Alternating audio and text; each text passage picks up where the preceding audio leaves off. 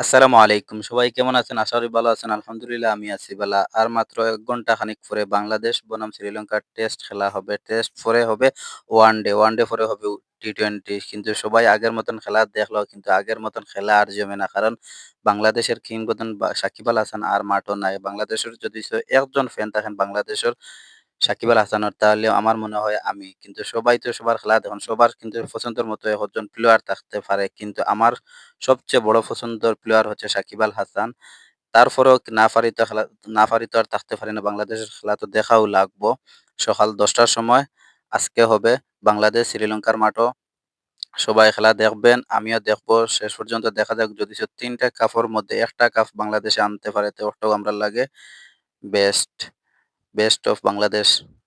সবাই আশাবাদী আমরা যাতে বাংলাদেশের প্লেয়ার কাছ থেকে একটা তা কাপ আশা থাকবো, বাংলাদেশ যেন একটা কাপ আনতে পারে।